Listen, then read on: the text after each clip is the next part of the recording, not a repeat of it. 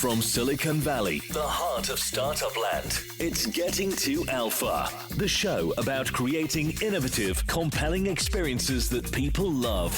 And now, here's your host, game designer, entrepreneur, and startup coach, Amy Jo Kim. Mitch Zamara is a veteran game designer who helped create the economies of such iconic free-to-play games as Farmville when he was working at Zynga. He recently teamed up with Zynga alum Eric Bethke to create Million on Mars Land Rush, an NFT game based on the fantasy of what it would be like to live and work in a colony on Mars. Mitch is very clear that the purpose of the NFTs in Land Rush is to make the game more enjoyable to play, not to lure players into striking it rich. To prevent conflict of interest, the company does not profit from the NFTs directly. Our team doesn't actually own this token, meaning we don't take a percentage of it and hold that and drive value and then make that like our end of the day goal is to make it have utility and to make it matter for our players, not to matter for our wallets.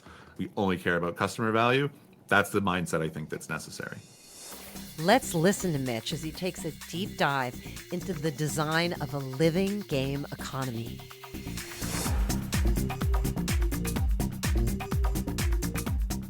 Welcome, Mitch. So happy to have you here. I'm excited to be here. So these are exciting times for you right now. Definitely, yeah. It feels so much like I'm back in 2009 in a lot of ways. How so? It's the tipping off point of a new paradigm in our industry, where back in 2009, free-to-play was making its transition from being largely part of the MMO space into sort of a more open-ended idea for just games in general. And we started to see the emergence of social games on Facebook and on MySpace.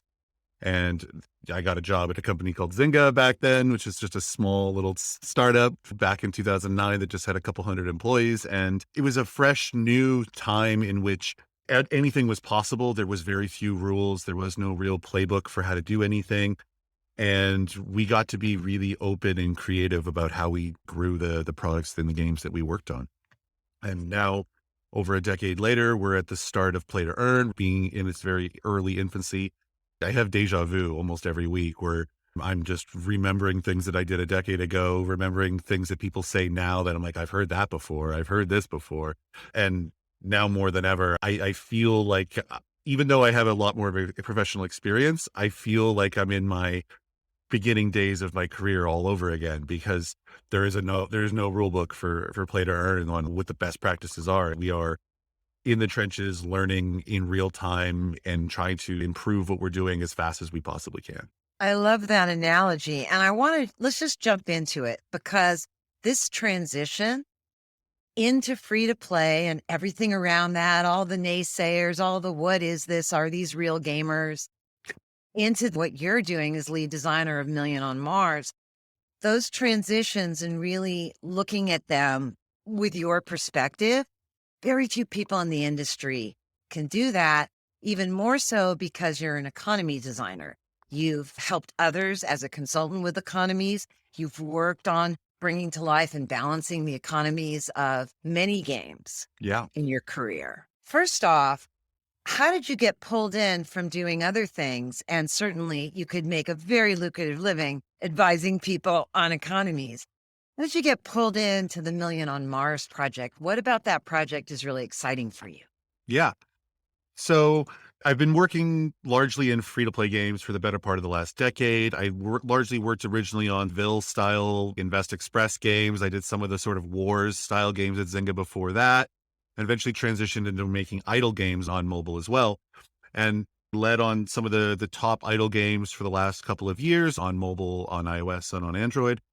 And really started to go down this crypto rabbit hole, started to learn about different NFT, play to earn related projects, went and played everything, and really was disappointed with what I saw. I didn't really see anything initially that spoke to me as a hardcore gamer, as a game designer. The me today would be calling me then a hypocrite, because my viewpoint back then was very dismissive of what was possible in this space. It took a while for me to really click through and understand the specific pieces necessary to see where the real potential is. And I think a lot of that has to do with the fact that these initial games and experiences in the blockchain play to earn space were largely developed by experienced people that understand blockchain, but not as much people that have experience building games. And so there is this disconnected feeling in a lot of these projects and experiences. So fast forward a little bit more into me going down this rabbit hole.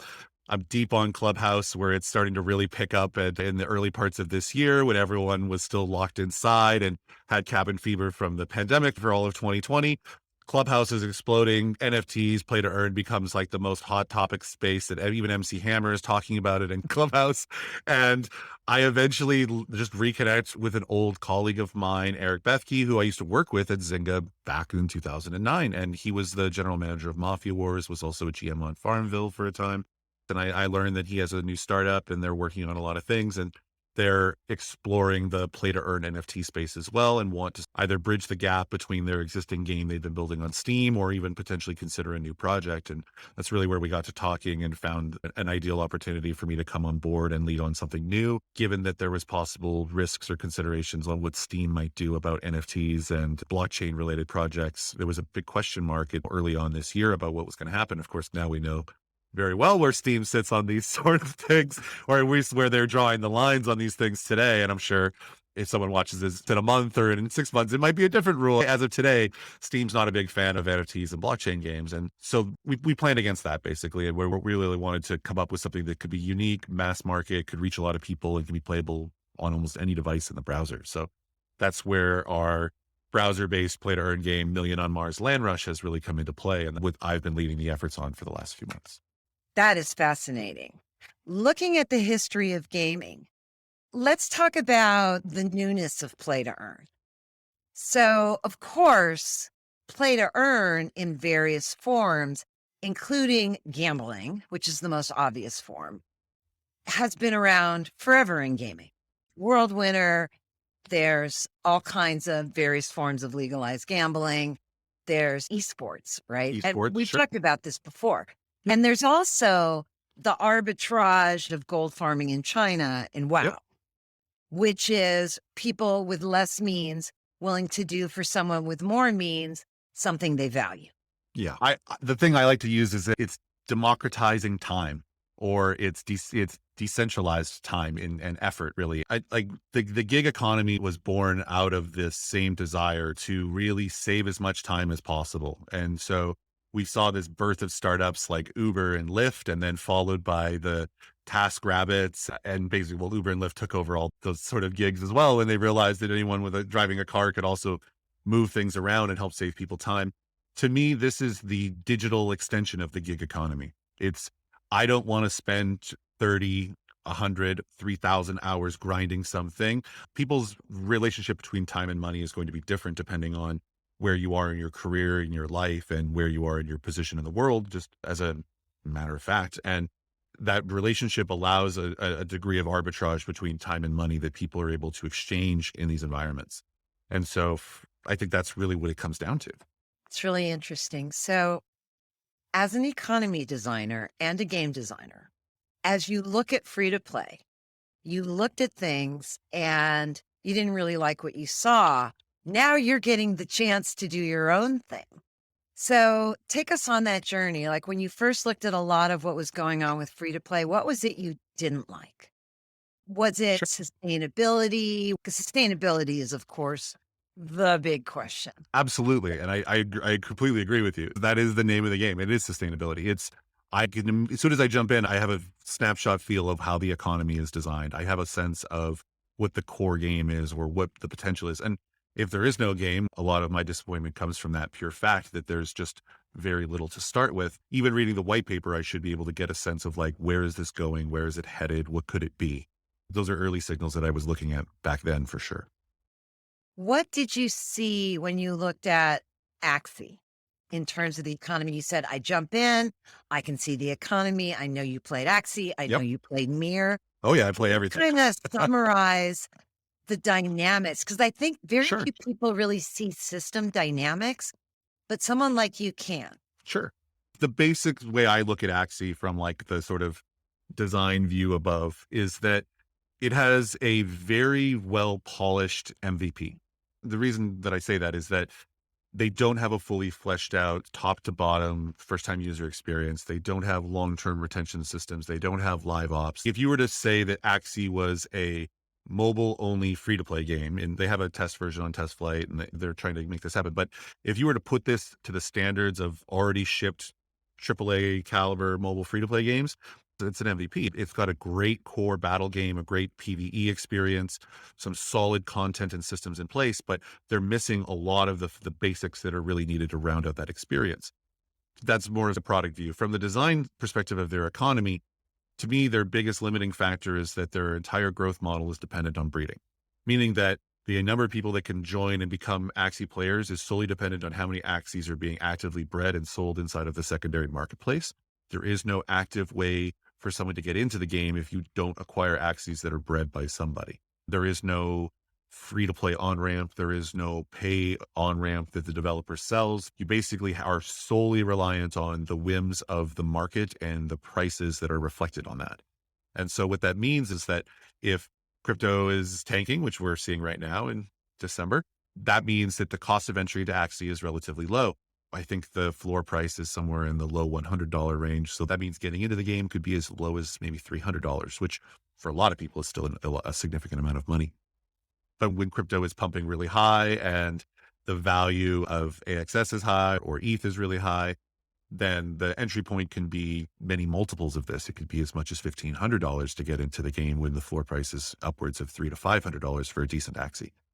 To me, this is what has spurred the entire model of scholarships that has taken over the game, in which people are facilitating the sort of investment costs of buying Axies and effectively leasing them out to other players. They take out the required risk required to buy the Axies, build the teams, and then they lend them out to other players to play them and share in the profits. To me, this still has significant limitations because it creates massive overhead problems in which you have these external parties managing assets. They have to build their own sort of management organizations. To me, it invites a lot of risk because the game itself isn't really managing the things that their community has had to stand up around it. I certainly think that the direction we will see these things head is that they will incorporate these things more natively and remove the externality of having to manage those sort of things. I think a more trustable system is really what the key to success is when it's also fueled with a low barrier to growth. Spoken like a free-to-play game designer. Yeah, I'm very much about the low barrier to entry. Like part of the amazing thing was like, what? This is free? Absolutely. Yeah. And right. That was a big shift away from the $60 or $40 or different ways of monetizing in the games industry. Yeah, definitely. I've talked about this in another interview with our good friend, John Radoff. And basically I talked about how when mobile games first came out on iOS, they were all paid only. There was no free section of the App Store at all. And it became an immediate race to the bottom to 99 cents. We saw the breakout darling Trism become the first game to make $1 million, and it was like a 99-cent game. And then after that, it became free. And then free became the new thing. In-app purchases followed shortly after, and a whole new section of the App Store blossomed. And the default expectation is always free now on mobile. There's no way realistically to succeed in a paid game atmosphere on mobile unless you are a complete exception to the rule. I think obviously exceptions, Minecraft, a few of the sort of standalone puzzle games. But if you're building something that's meant for a mass market, you aren't selling it. And that's just the way it's assumed, just because that's what everyone on those platforms have been conditioned for. In crypto and in blockchain, it's not the case. Those conditionings don't exist. So most people have money in hand. Most people have a willingness to spend and invest and participate. So I think that has created these environments where there's this expectation to pay to play no matter what, basically, in order to get into things. Games that can recognize the value of growth and the way that it works in free to play and can leverage those into the play to earn economies and into a blockchain game, I think stand to gain the most. The key is to find the happy medium that doesn't invite pure exploitation. So as like parallel examples, Axie on that side is purely pay to play. You have to have Axies in order to get in. Mir 4, which we just referenced earlier, is as 100% free to play as it gets. It doesn't even have play to earn or blockchain components in some countries like South Korea. It's just a free to play game there, or what we would more professionally call a pay to win game that is solely built on aggressive monetization. Their play to earn version is effectively the same thing. They have some of the most, by our standards, some of the most aggressive monetization practices inside of their game that I've ever seen. And it is a sight to behold. That they Do tell me, like, I'm what going are to do they an entire monetizing? interview with Joseph Kim on his Game Makers channel about Mirror 4 because of how deep it goes. But this game effectively is designed to monopolize your time 24/7. Like, I literally have 2 copies of the game running on my other monitor right now, playing passively because they have a built-in like botting system in the game that grinds and quests and does the things for you when you're not actively playing the game. And that's Wait, where was it developed? it's by a company called We Made that's out of South Korea. This is it's Mirror 4, so their 4th generation game, but it largely is following suit from Lineage Revolution. If you're familiar with that title, it is a similar style of like systems and mechanics, but they have the full, like when we would talk about like a live ops playbook that you would roll out over time with all the different little beats and they launched with the full playbook. Like there are like 30 systems in here out of the gate that are just monetization driven, that are upgrade driven, and it's so deep. It's so deep that you can play multiple characters 24/7 and not remotely get close to hitting the ceiling. It's so deep that the top people on the server that I'm on have put in tens of thousands of dollars into the game without question, and they're not at the ceiling of their characters by any stretch. And that's not even me getting into the governance, social politics, war, social side of things that are on top of this as well, in which there are massive alliances and political clans and battles across servers that are now happening in these. I could talk for 4 hours about what's going on in Mirror, and it's not even fully cover what is there. If you've listened, I went on for 5 minutes about all the things in the game that make it amazing without even talking about the play to earn or the way to pull money outside of the game. And that to me is something that's worth observing, because most other projects I can't do this about. There's a game first here, and it's a game that is successful on its own without any play to earn components, as it's seen in South Korea where they're not allowed. It stands on its own as a successful, great game that has integrated these aspects in a way that complements and doesn't feel like it hurts the experience. So inside the game, there's an important resource that you have to mine called dark steel.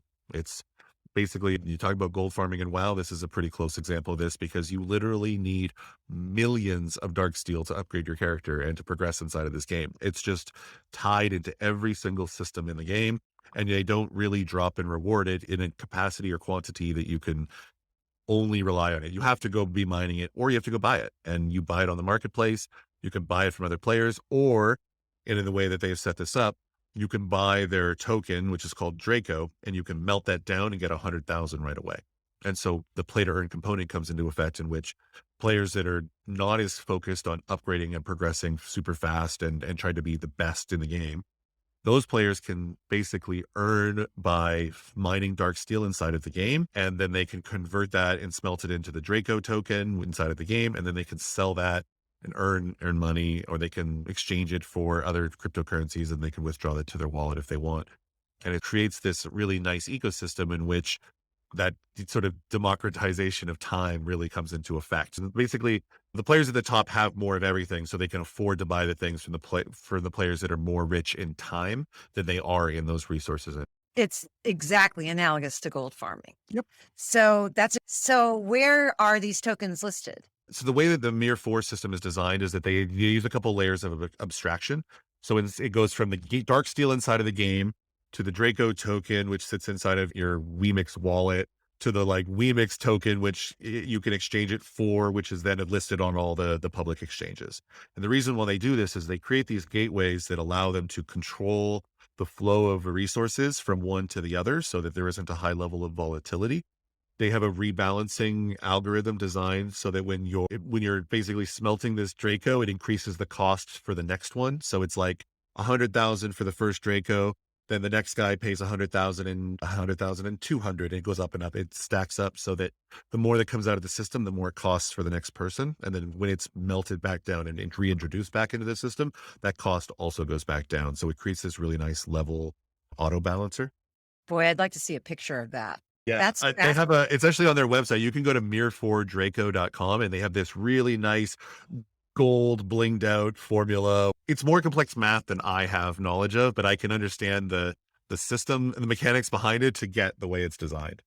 So Mirror 4 sounds pretty innovative. I think so in a lot of ways. They've taken some really innovative free-to-play mechanics and they've integrated a compelling loop of play-to-earn need on top of it in a way that feels complementary. And I think that's the standout thing that's worth observing, is that it's a great game on its own for the people that are into it. If you are new to autoplay MMOs, it feels very weird. And if you go look at the reviews on Steam and on iOS, they reflect that. There's a lot of people that think that this is a terrible game that don't understand how to play it. The reality is that the tutorial of the game ends at level 40 when you've been playing for a week. There's so many pieces and systems to catch you into the game that like you basically are on like autopilot for the first week, just learning the pieces. And even 4 months into playing this game, I'm still learning new things every week that I didn't know about this game. Like there is just truly this much to learn inside of it. And Is it browser based or it's all client based. It's client based? Yep. So it's Mirror 4 and it was based on Lineage Revolution.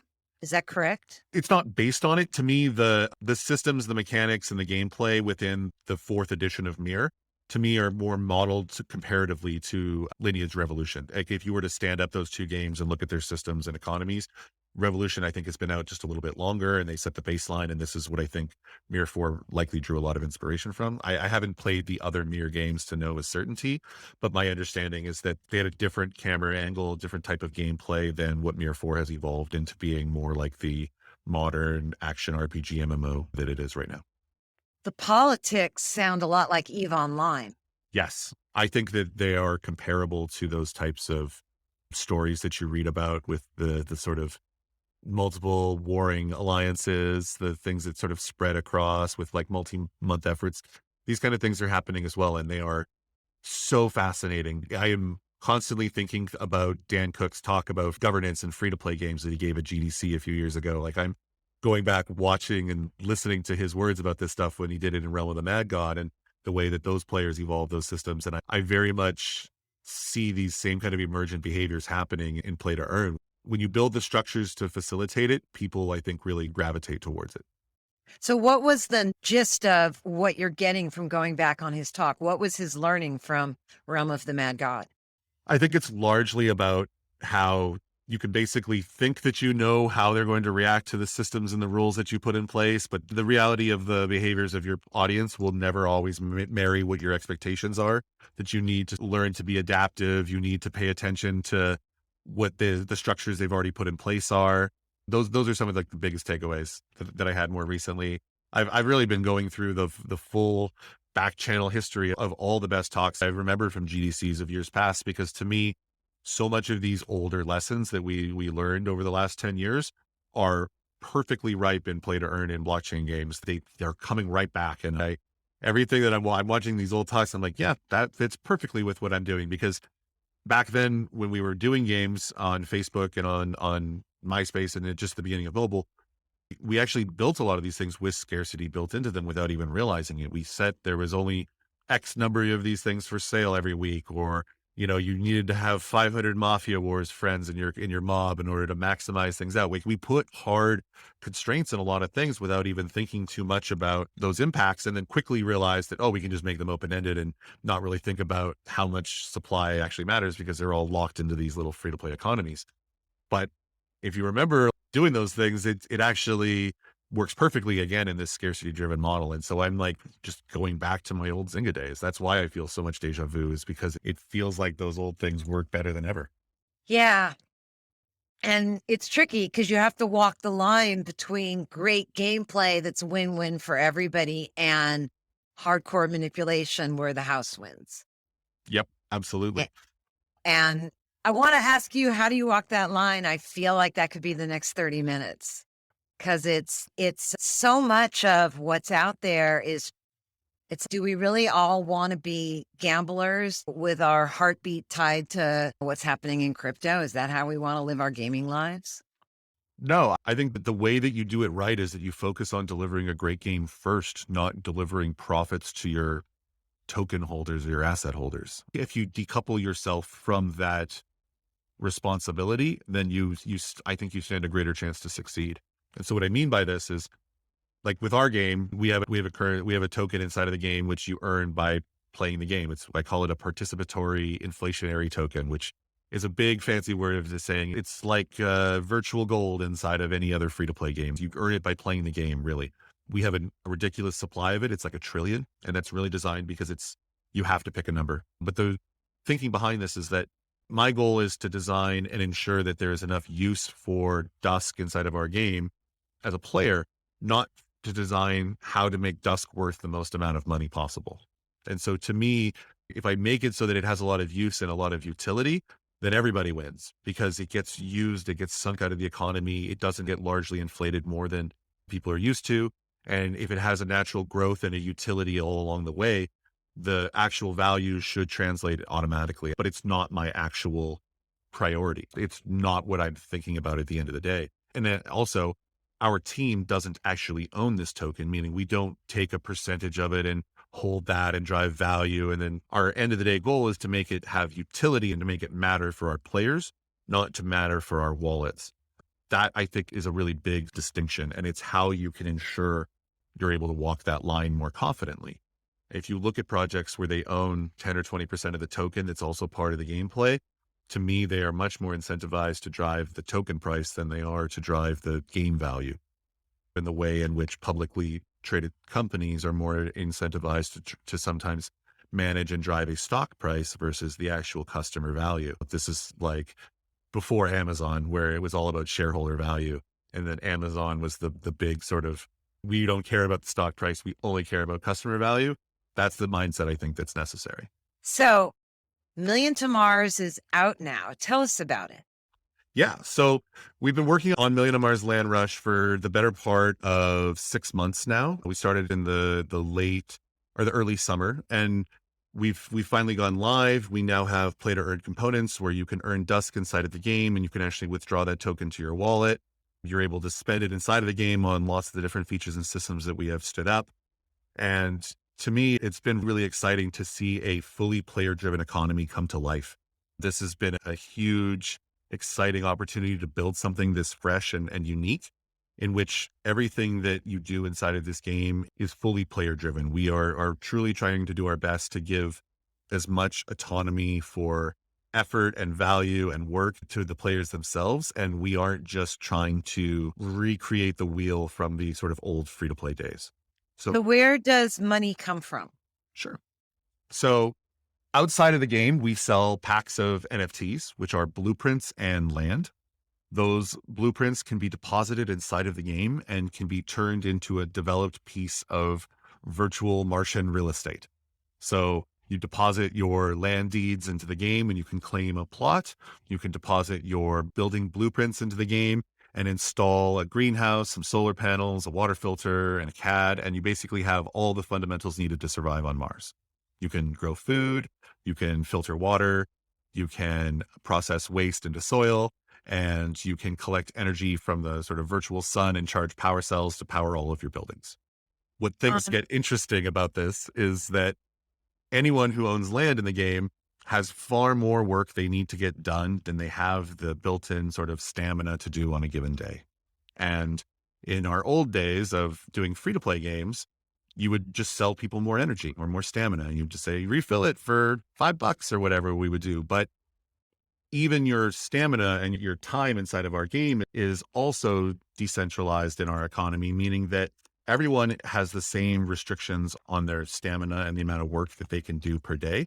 And this isn't a rule that is broken. And what instead you can do is that if you need more things done than you have stamina for, you can hire players inside of the game to do the work for you instead. And so we've built in an actual work system in which you can post jobs and players can take jobs and you pay them for the work and they do the work inside of the game and you get the actual resources. And so we are actually modeling real world economic systems inside of this game by having an actual player driven work economy in which there are employers and employees effectively, like virtually simulating these experiences within the game. You're not like sitting in the virtual coal mine having to work 20 hours a day or anything like that. You're really just pushing a button. But what happens is that the actual sort of unique live feeling of this economy really starts to manifest when the system came into place. And it's accelerated by the fact that all the stamina and all the work that players do only happen when the players are eating food and drinking water. And all the food and water also has to be produced by the players in the economy. So there is no free lunch, basically. You have to be a participant in the game. You have to be part of the economy to really get the most out of it, or it will not thrive. It will continue moving on without you, really. So we don't like auto refill your energy every day. We break a lot of the conventions of free to play games, but make sure that the game itself is still very accessible. So for example, we don't have a completely free to play game because when you leave the door wide open for anyone, you unfortunately are inviting a lot of exploitation and bad actors right now. This is something that we've seen on the Wax chain. It's something that we've seen in other games like Mir 4. I think Mir 4 said they banned on the order of several million accounts that were botting and automating behavior. And to me, this is what happens when you have a completely open-ended entry right now. So for me, I want to strive a low entry price floor of just needing to have a membership badge to get into the game. And that way the cost of botting and creating for bad actors becomes exponentially expensive over time, especially early on when if they're trying to pull our token out of the game and make money, it's not going to be ROI positive because every account that we're banning is costing them $10. So why are you breaking those free to play conventions? Because I follow you. Yeah. Is it because of the economy and the way you want to set up your flows and syncs and all that stuff? Yeah. Or is it like, why break that convention? Because if you keep all of your resources open-ended, you just march down a path of hyperinflation. Whatever path of least resistance exists, whatever minimal, maximal, optimizable path exists, the players will take advantage of it. Soren Johnson's old adage, players will optimize the fun out of their own game, very much rings true here. It's if you provide those means to min-max in any way, the player will make that the only way they play the game. And so you have to basically put restrictions on everything. You have to assume that there's almost nothing you can leave uncapped or it will be exploited. So in your game, what can you pay to get better at or get ahead at? So right now, the way that you would pay to get ahead is you would become a landowner. The landowners effectively That's have the game. the stronger advantage in our meta. They are the sort of the more invested player inside of the game because you need to buy land plots. You need to develop that land based on the building metas. And we're going to be releasing new buildings over time and new content over time that sort of evolves things and changes the game as it grows. Our overall goal will be to roll out a skill system so that there's actual room for specialization. And so it's not that everyone can do every type of work or task anymore. It'll be that everyone can do the basic tasks of growing food or filtering water because they're the basics. But when it comes to mining and processing, forging, smelting, manufacturing, all these like advanced skills, we want to wrap all of this around a progression system so that players have to make choice and they have to specialize, and that the quality and quantity of players who can do these things actually becomes a lot more scarce. And so players who invest their time actually can really see a return on that investment of their time and their efforts playing inside of the game. How would they see that return? By getting paid to do stuff by landowners? Yeah. So it will be such that as the game progresses, you won't be able to just hire anyone to do a job task. You might need a level 5 miner to go mine deep inside of your land. And you might have to pay more resources to have that done, but they're going to be able to get more rare resources in return for you as the person hiring them for the work. And so basically we're modeling real world economics. So specialized labor commands a higher value because there's less competition and a higher in demand. It always goes relative to demand. So if players are needing specific resources, they need a new blueprint, they need an upgrade, they need certain parts in the game, they're going to have to pay more to get that produced, and they have to pay for the specialized labor inside of the game economy to have it made. So our goal is to actually, over time, to sell less things directly to our players and instead put the value creation in the hands of our players. We want our players crafting NFTs, crafting items, and we would rather put a small fee on those efforts that we monetize from instead of being the ones selling primarily to our players. To us, this ensures that supply and demand is self-regulated and that the players drive that themselves. They make the things they need the most. They sell off the excess supplies to each other. and they self-regulate their own needs. And then for us, our goal is to just stand up more and more systems, more and more loops, more and more ways to sync resources. That's what Axie's doing, is the players breed Axies. The problem is that the only thing to spend your SLP on is breeding. And the only people that can spend SLP are people that own Axies for breeding more, or people who have bought Axies that don't have any breeding slots. There is no other utility use for SLP other than breeding currently. If you're a player and you have a bad hand on your draw, you can't spend SLP to mulligan your hand.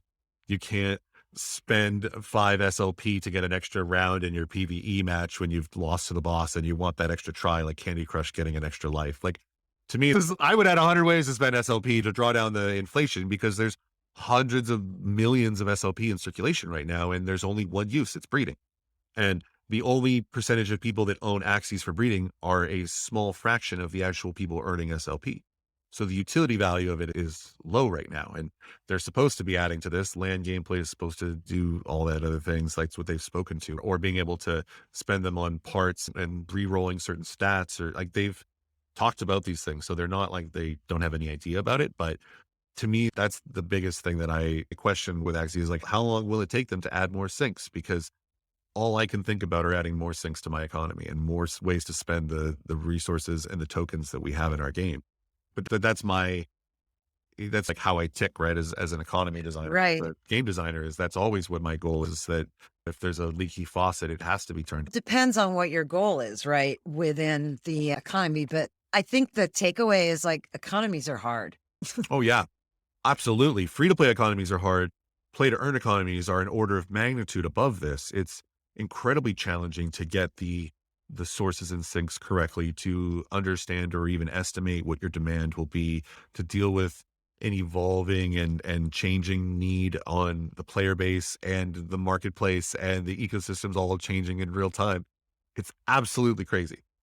And the volatility of crypto adds Oh yeah. steroids to the crazy, because when everything's going up, there's certain things that work that completely don't work when everything's not going up. Yep. And do you balance your game against that? Because I see that they're doing a lot of game balancing. I mean, I am rooting for the Axie team. They're the pioneers. I think there's so much interesting about that game. But just listening to you, it's like trying to do all the difficult things of ballet, but on slippery ice, which sure. I guess is ice skating. So psychologically, you've talked about like the land game in Million on Mars. Yep. Then you'd say, oh, there's going to be all these people and they skill up and they get hired. Who are these people that have all this time and don't want to buy land? So what's interesting is that our player base is very international, and it has been from the get-go. We've got people really all over the world. Some of our bigger emerging markets are in Eastern Asia, South America, and in Russia, of course. We have an interesting sort of intersection, because we're space, because we're Mars, because we're blockchain and play to earn. We cover a very broad spectrum in different areas in which there's interest. So a lot of people who are into futurism and into space travel and being a multiplanetary society, our civilization rather, is those things just echo in what we're building. One of our main characters in the game is named Leon Dusk, who has no relation to any other current known space traveling or spacefaring billionaires, right? Just pure coincidence. So we very much are ears to the ground. We care a lot about being relatively close to being scientifically accurate, to feel like there's a high degree of realism in what we're building. We still gamey. Lots of things are still gamey in a lot of sense. Like, you grow coffee in 2 days, not 4 years. There are certain things that I won't go hardcore on the realism, but for the sake of the game, they still fit in well. And we want to really make this as a great way for people to learn about science and technology and the future of where we're heading, while also being able to play a really compelling and enjoyable game experience. So for me, the people around the world that are playing this want something that's low friction, that's easy to play, that isn't high contact, that is really about making smart choices and not about just like you winning and someone losing. So there is no conflict in the game. There's no fighting. You are basically taking jobs, doing work, scavenging for resources, buying and selling the things you need and don't need, and being part of this live, breathing economy that everyone is participating in. And as we add more to this over time, people will get ways to spend more time inside of the game, to have more expression, to have more advancement. We definitely want to make as much of the game and the systems as accessible to as many people as we can as it grows as well. It's a real life Mars colony sim.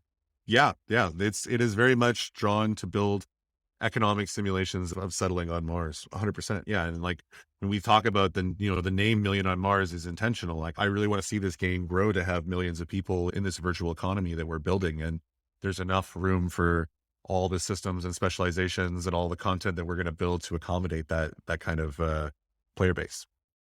So this game sounds amazing.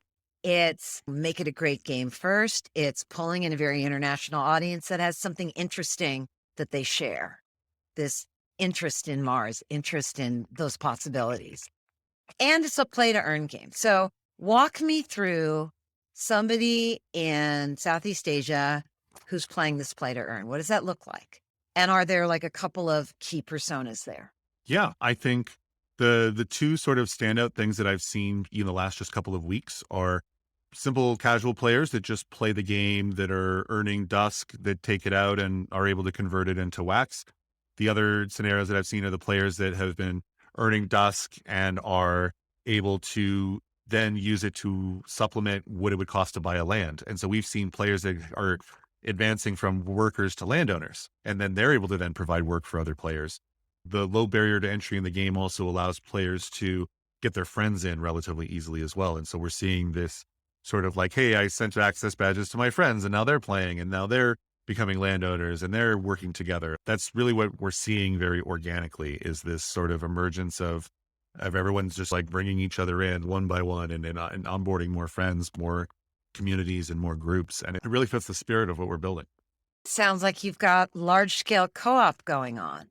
It is in a weird sort of indirect way. Everyone Yeah. is still hiring each other and buying and selling things. But in our Discord community, it is an active, live bazaar of people that are wheeling and dealing NFTs and in-game resources that are trying to buy and sell different things. They're watching the price trends changing in real time. They're talking about meta strategies. They're speculating about the future based on things that we've leaked. There's so much going on, and it is super, super exciting. It is a living ecosystem and a little microcosm of culture that is starting to really brew inside of this community.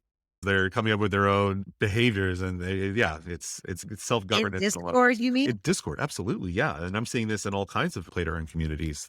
There's very similar things that I see happening in specific game communities and broader blockchain communities and bigger sort of play to earn stuff. There's different community emergences that I see happening. I think we need another hour to go down that rabbit hole. I'll put a pin in it, but Sure. boy, do I want to hear those stories, because I think in many ways that's the story of NFT gaming, and play to earn gaming is what it does to communities and the role that communities play and the kinds of communities that emerge. Oh yeah, definitely. I think the big buzzwords are community first development.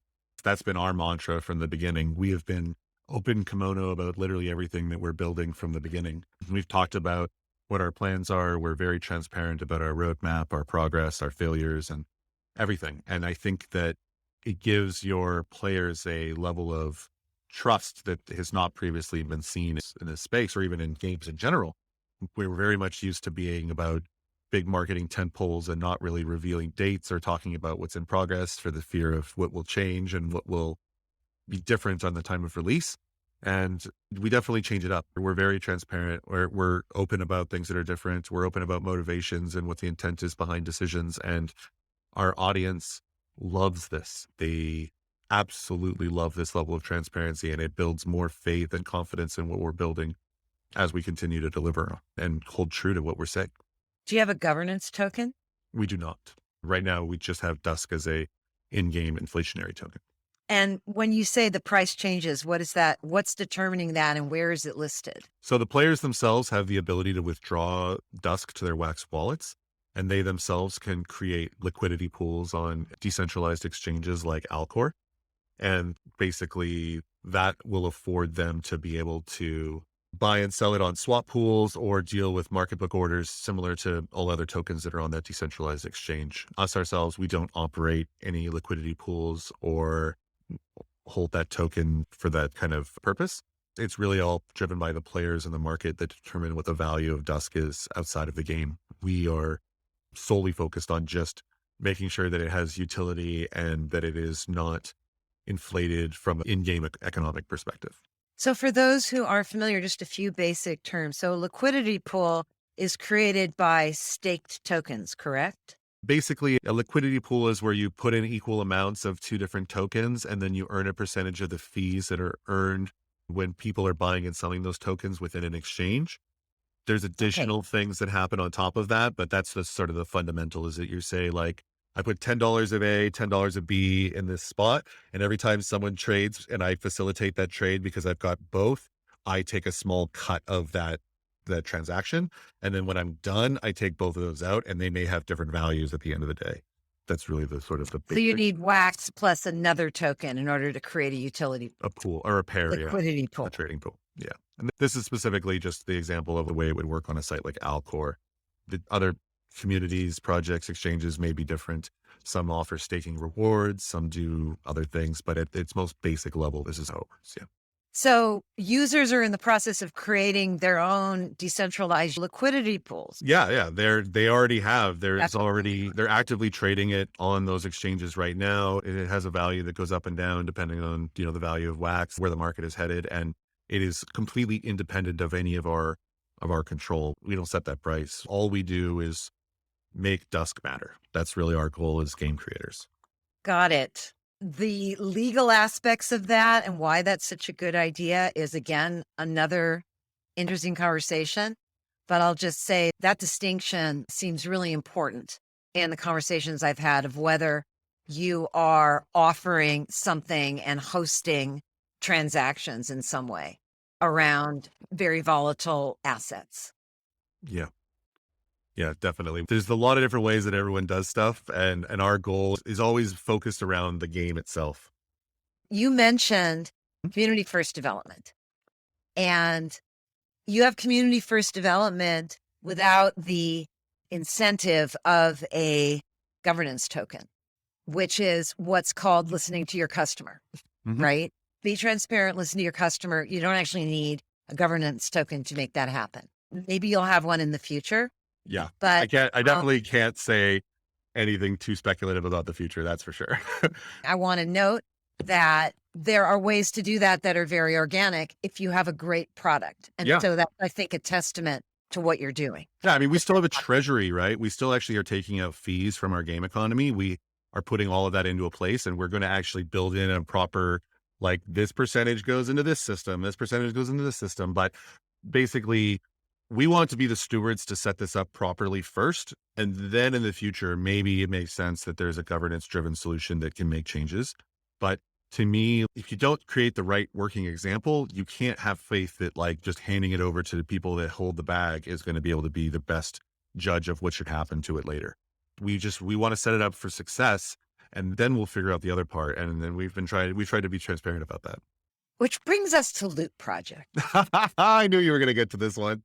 But Of it's the course. perfect segue. I want to know, I really want to hear what you really think, Yeah. because what you just said is a core best practice that I learned from a lot of painful experience building gaming systems and social gaming systems in particular is if you don't show them what good behavior looks like, what value behavior looks like, what handling something looks like, you're not going to get that. And it's an abdication of responsibility. So when you look at Loot Project, when it launched and also now, what do you see? I see that literally nothing has happened since it launched, and my entire speculative concerns have been like completely validated. So, like, okay, look, I'm all for community first driven design. I'm all for that sort of thing, and I think it makes a lot of sense.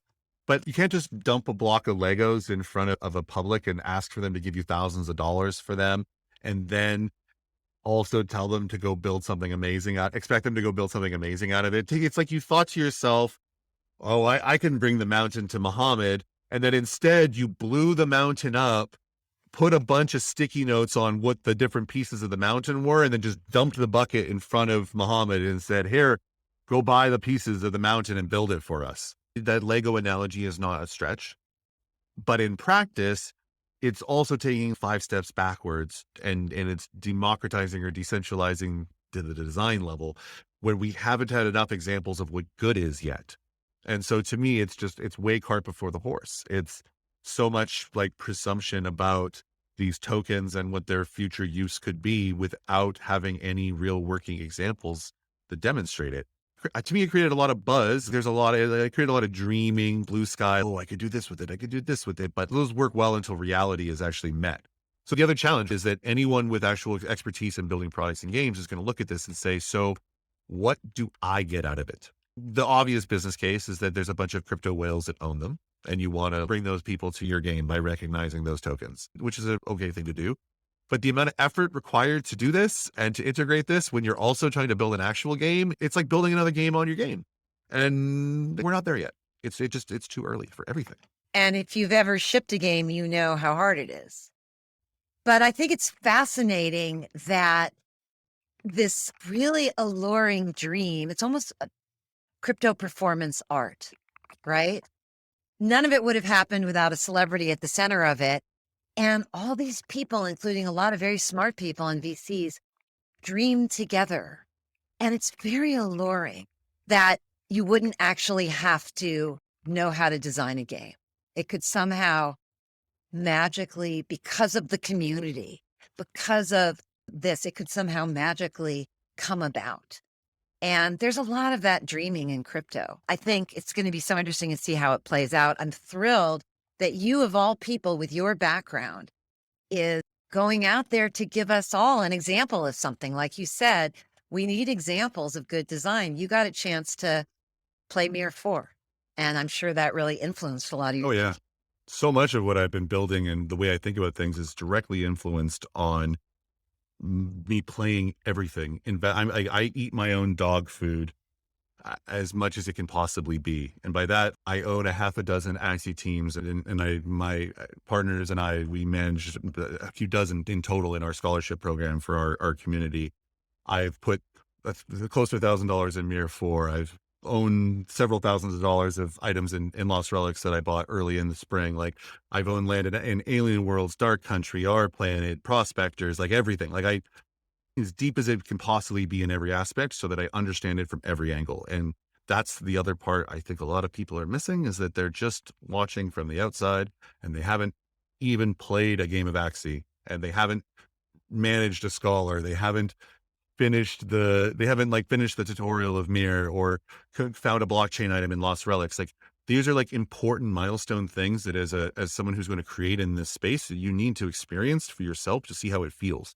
Like when I talked about how I was very critical and early on in this space, when I went down the rabbit hole, it was until I found the first blockchain item in Lost Relics. When I started to play that game, I was like, oh, actually feels like a game.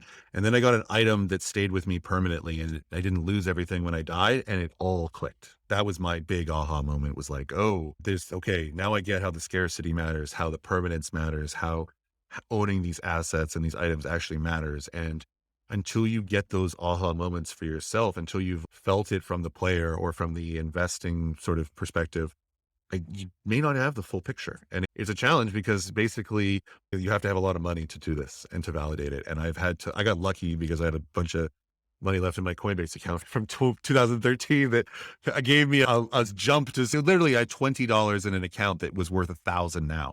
And that was the like starting money I used to get into crypto, NFT, blockchain stuff at the beginning of this year. Yeah. I guess that's the big thing. It's all about like and there's new things coming out every week that you have to keep watching. That's the other thing, is that it's evolving and moving 10 times faster than free to play did. The speed is easily. Why do you think that is? Why is it moving so fast? Because crypto doesn't sleep.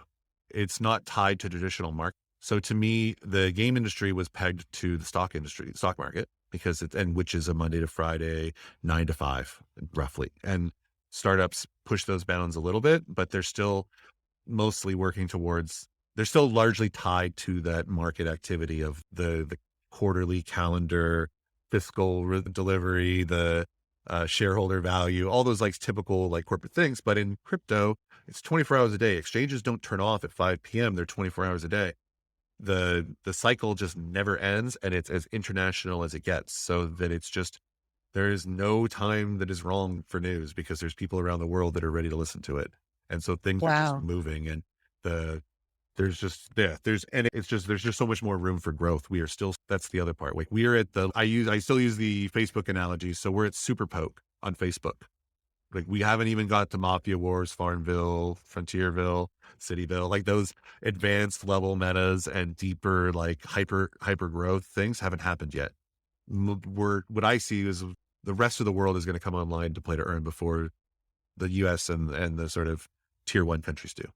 So, like Mir 4, would your game work in South Korea without the cash out, or is it really going to work really more tightly with crypto? Yeah, it would. It's harder. It's hard to say.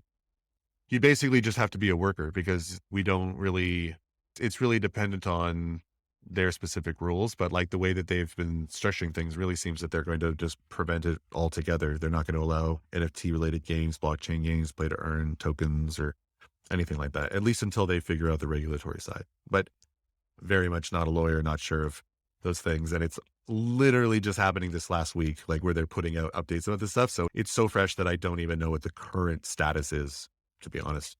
But the market is so big. The market is so big that I'm not even worried about it. That's the thing, is that we're going to see massive growth out of, Southeast Asia and South America and Africa that we didn't even see in free to play spaces. Most of the time, those countries were relegated as tier 3 countries that we wouldn't even localize, that we would not put much UA efforts into. And the script will be flipped completely in blockchain play to earn, because those are the most like easily acquirable players that will participate inside of your game economies that you need to fuel the actual growth. Wow. That's incredibly powerful. It's also a great vision you can feel good about. Absolutely. That's what I'm all about. That's that mission driven way of like driving real positive impact to people's lives. And to hear these stories already about like people that are paying their bills, that are getting value outside of the game, that are moving from being just a player or a worker to being a landowner, like that is the coolest stuff that I think is what makes this whole space really special. So where can we go to learn more about this? Sure. You can go to milliononmars.io and you can just learn about the game there. We have a really rich player guide as well that explains all the features and the systems. We have a lot more coming out that will be added to that. You can also go to milliononmars.com/Discord and join our Discord community. Learn a ton about the game there as well. There's also lots of YouTube interviews and talks I've given, and even players that are making videos now on YouTube on Land Rush as well that you can learn about. Fantastic. We'll share all those links in the show notes as well. So I know a lot of people watching are really interested in building economies, their tuning economies, etc. You mentioned that not playing other games in the space is an anti-pattern. Oh yeah. That's like you have to play other games. And I've noticed that among the very best game designers I've ever worked with. They play the space. You have to. So are there other really common mistakes that you see over and over again that folks listening could say, yeah, I don't want to make that mistake in my economy. I'm excited about this. Smart people building games. What are the, other than not playing the space and studying it, the super common mistakes that we can really learn from? Sure. Yeah, I'll give you a couple low hanging fruit, easy ones that I'm constantly reminding myself about. One, the easy thing is it's very easy to create a source. It's much harder to create a good sink. And this is especially hard when there is value attached to a source. So if someone can earn something that you're creating a source for, whether it's a daily login bonus, whether it's do a task and earn a token, whether it's complete these jobs and these missions, with your basic things, if there isn't enough use for the actual things that they're getting, those sources will hyperinflate faster than you can realize. Like it is truly important that you understand the actual desires and needs of your players and that you create enough stressors that facilitate the use and consumption of those resources. What I mean by that is you need to be probably more aggressive and tighter in your tuning than you would normally be, specifically on the consumption side. You should also be probably more conservative on the creation side as well, but you need to be more vigilant on the consumption side, and you need to almost always not allow open-ended sources to exist. You need to have a cost, you need to have a limit in some way, or you risk that someone will just set up a computer or a bot or a script and they will run that 24/7 and get as much as they can for free. And that will be like, or if you need it to be really driven home, they will create 100 or 1,000 instances of a script doing this, not just one, because they run parallel processing and they do these things to get maximum exploitation while the time exists. Like Mirror 4 had multiple millions of bots running in their game within 60 days, multiple millions of instances of bots across all of their servers. Like so mistake 2, prepare for bots, prepare for abuse, prepare for exploitation. And this is top to bottom in your economy, is that you need to prepare for the worst, that people will try to take advantage of every single exploitation and way that you don't imagine. And that's why the first thing is about watching your sinks, because it leads right into the second part. And then the third, let's do one more. Those are 2 big ones. You listen to my other talks, come talk to me in Discord. I will keep giving you more. I do see questions in the chat here if you want me to run through some quick lightning answers to them. Yes. What do we see in the chat? I've got a few, I think. Yes, from Adam and Amir. Awesome. Sure. Again, I will lightning these out. If you want longer responses, come track me down on socials or anywhere. I'm happy to elaborate further. So trust is crucial to a successful economy. What do I recommend early on to build trust, especially when many NFT games ask you to invest now for future gameplay? Easy. Build a game first. That's what we did. Like we didn't take anyone's money until there was a game to play. Our founders token sale started the same day the game was playable, in which you could log in with that token and play the game for yourself, in which we could demonstrate visually to other players that there was an actual game experience here. And it wasn't promising for an actual experience a year from now and asking for a lot of money up front. Like that is something that I actually I get upset about when other projects, especially from well-funded companies, are then trying to get money out of like pre-sales, pre-orders, or non-utility NFTs. That's how you start to ruin your trust relationship from the get-go. Yeah. Sometimes there's a lot of pressure on people to do that. Yep. You're blessed that you didn't have that pressure, that you're in a project that's funded enough to do that. And if you have to sell ahead, don't sell big, sell small. So you'll have to track them down, but there's a game called Ancient Realms. I think they did the best job of selling small in recent history that I've watched. They're a very small indie team. They did pre-sell things, but they've been consistently delivering and communicating. And that's the really important part, is over communicate, over deliver, don't over promise, and never, ever talk about money. Never talk about how much money making potential your project has. That's a kiss of death. If you look at any interview words I've written, I never once talk about it. I never will. That's a big one. And it's a red flag when I see a project do it. Let's see. In other words, all the NFT projects.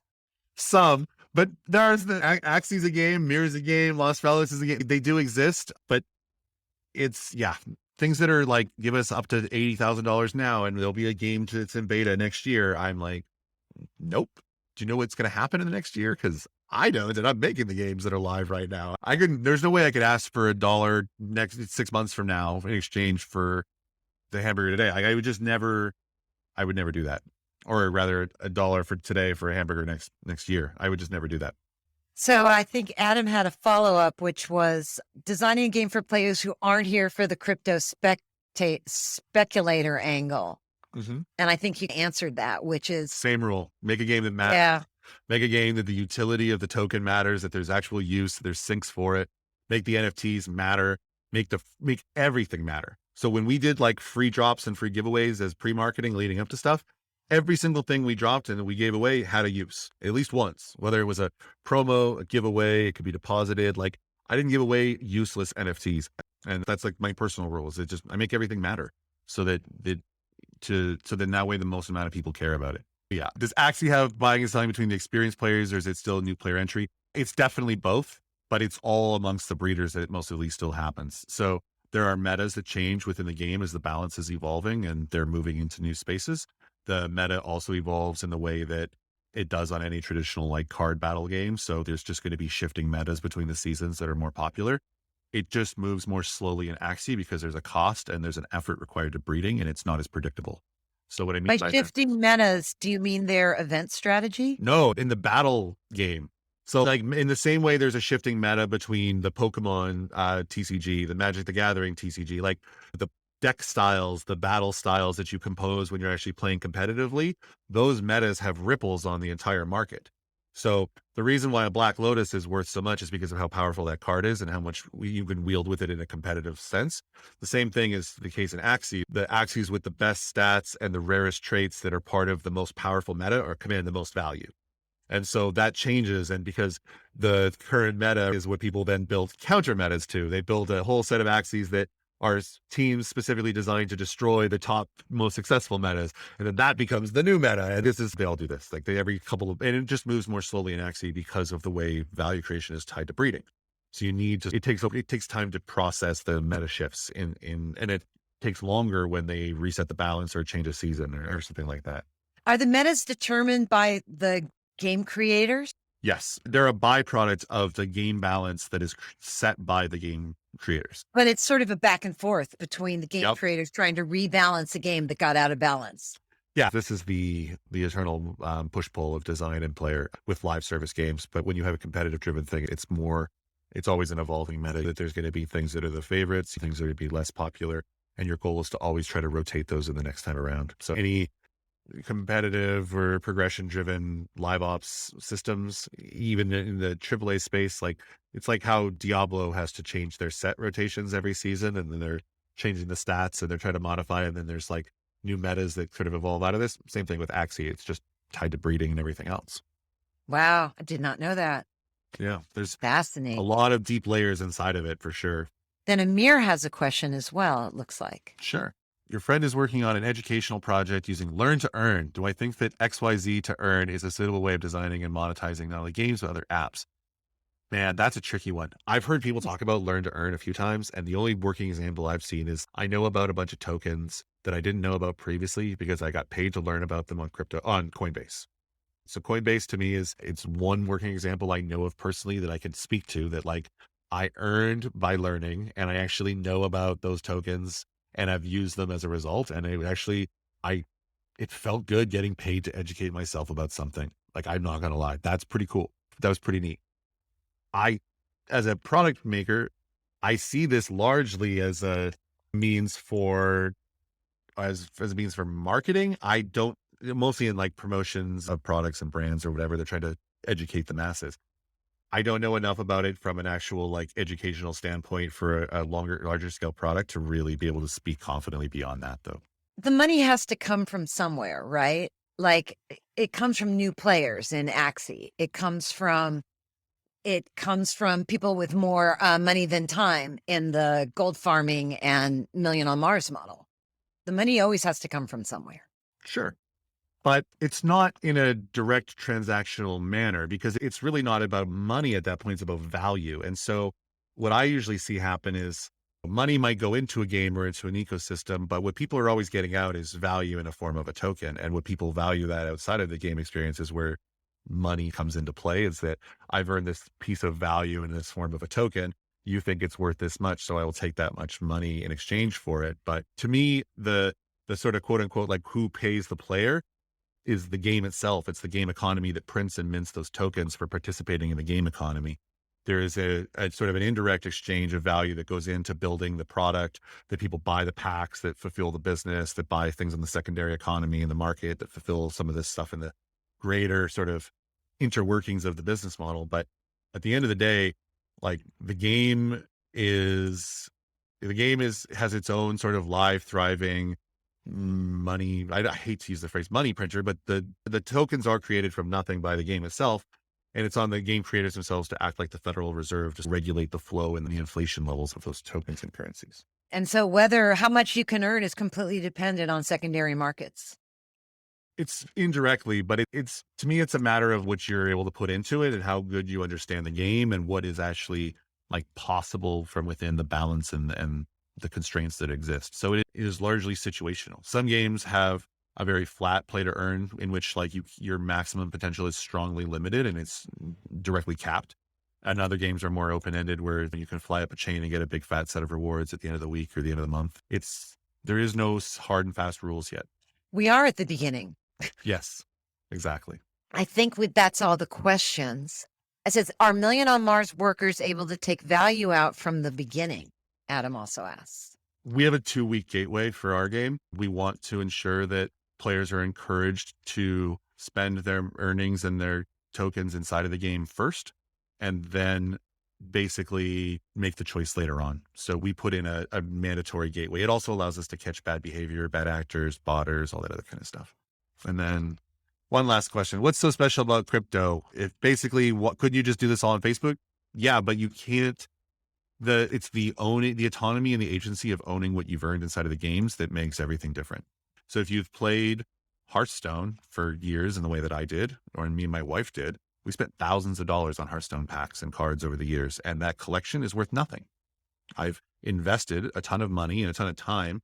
We both grinded to become skilled players. My wife has multiple 500 portrait wins. Like, we invested insane amounts of time and effort, but at the end of the day, we get nothing for it. We don't own anything that we put into this. And if we had just been playing Magic the Gathering, the actual physical card game, we'd have a card collection that is worth money that we could have been selling out of the season, that we could have got a return for our money and our time, in addition to the value and the good feelings of playing that game in any other way. That's the key difference, is that you earn and you own what you put into it, and you aren't just basically renting your digital assets from the developer.